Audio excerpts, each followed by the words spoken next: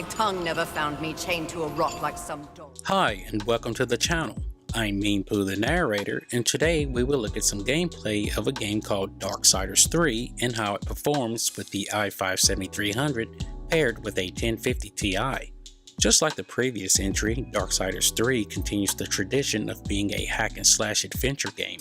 It is developed by Gunfire Games and published by THQ Nordic. Release date was November 27, 2018 for Microsoft Windows and a few other platforms. You'll take control of Fury, Sister of War and Death, two of the four horsemen of the apocalypse, from a third-person perspective. Fury, a mage who is described as the most unpredictable and enigmatic of the four horsemen, relies on whips, swords, flails, daggers, and magic in combat. Fury can take on multiple different elemental forms in order to enhance her combat capabilities by granting her new weapons, attacks, and traversal abilities. One of these many forms is a flame form. Enemies are stronger than in previous installments, but appear in smaller numbers during encounters, so as to make battles feel more personal. Some enemies from the previous games returns, while other foes are new. Gated combat is not a feature in an attempt to make everything within the setting contextualized and interconnected. The game takes place in a continuous open-world environment where exploration plays a large role. While exploring, Fury must solve puzzles and overcome platforming obstacles, some of which make use of her whip.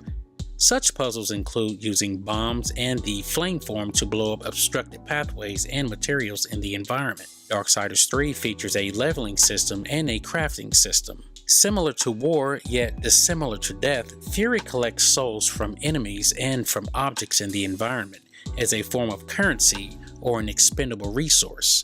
According to the developer, the threats of the game's world will grow stronger as you progress through the game's story, matching Fury's power every time a deadly sin is defeated. The game takes place in where War is imprisoned by the Charred Consul at the beginning of Darksiders 1 and the events of Darksiders 2. It begins with a retelling of the origins of how the four horsemen, War, Death, Strife, and Fury came to serve the Charred Consul and how they were granted their roles as of the new pact created at the end of the Nephilim War. The game had the usual settings that you can toggle, like Epic, High, Medium, and Low. I chose 1080p starting out as this is the max resolution this laptop can run. So starting, we have GPU averaging 70C.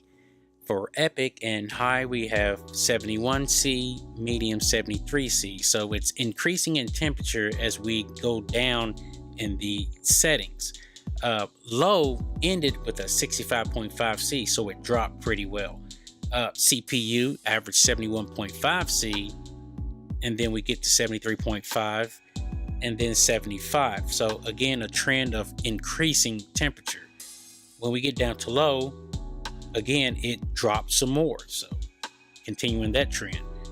Now let's look at FPS. FPS with Epic, we got 43 averaging, and then we got 55, and then for some reason it dropped down to 51.5. I don't know if it was because of the level that it would cause the frame drops, I'm not sure, but anyway, it dropped down to 51.5, and then when we get to low, of course, it increased to 59 average. So if you're going to play at 1080p, play on low. But I'll have to warn you, when you do play on low, it looks kind of funky, a little bit like the colors are washed out.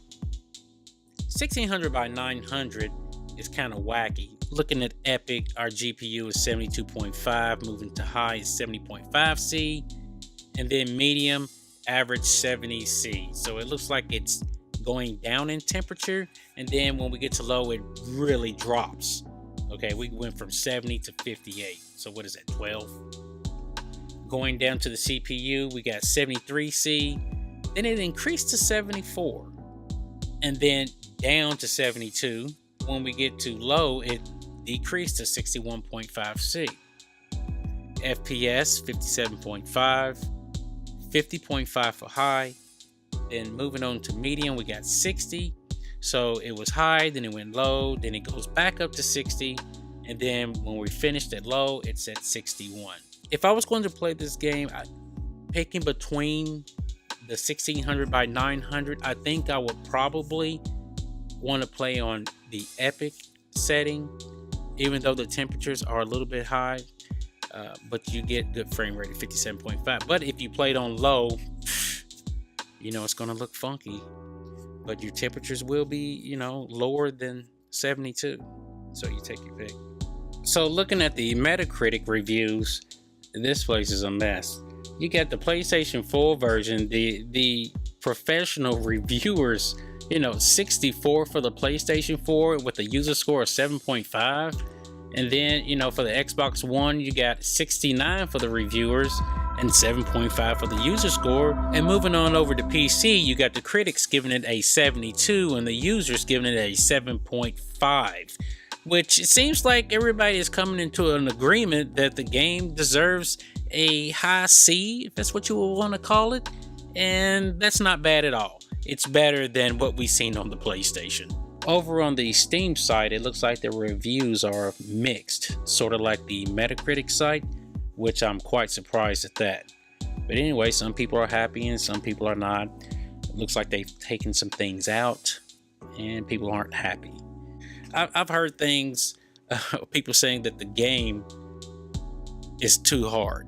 Now, when I was playing the game, if you get killed, which is real easy to do, I mean, if you just run up in there and try to take on like 5 or 6 different enemies, they will kill you unless you're a professional. I'm not a professional at this game, but if you run up in there starting out, you will get killed.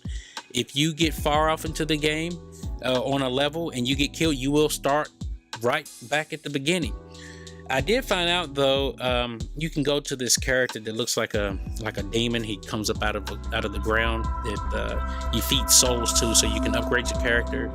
You can teleport back to a closer part, or you could call it a checkpoint.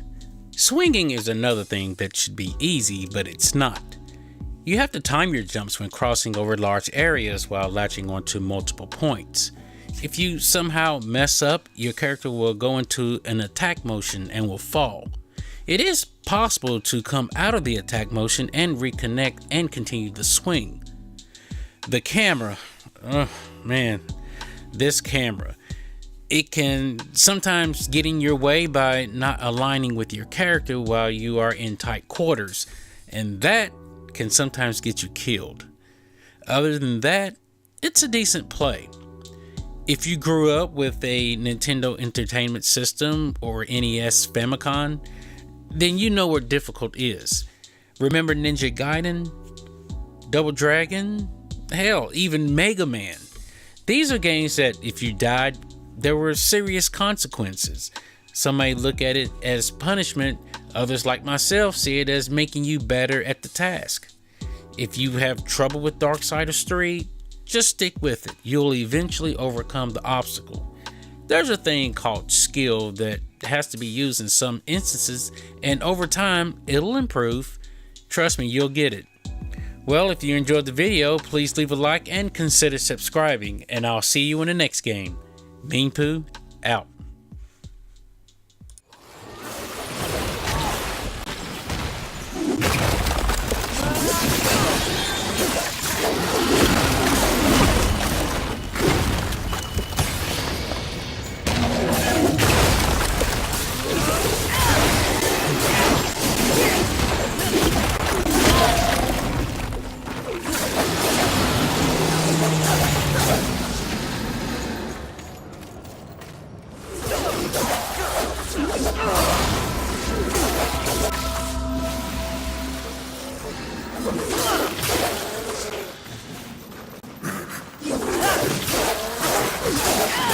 Mean Pooh, out.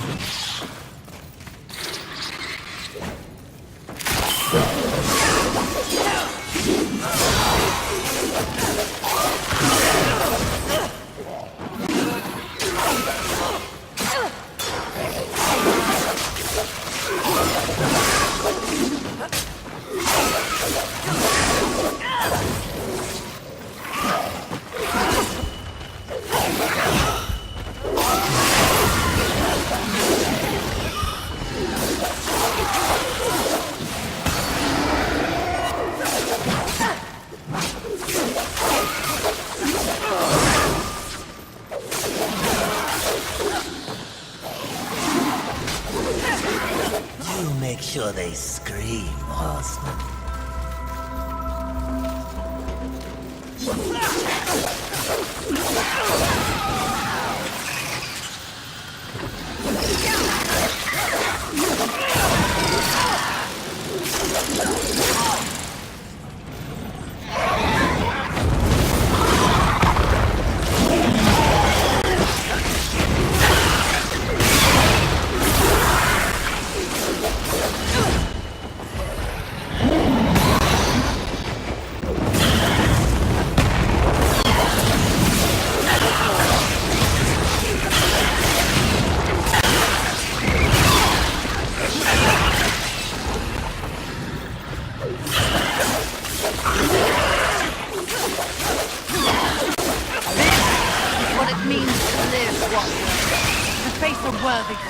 only for a brief time before they're in.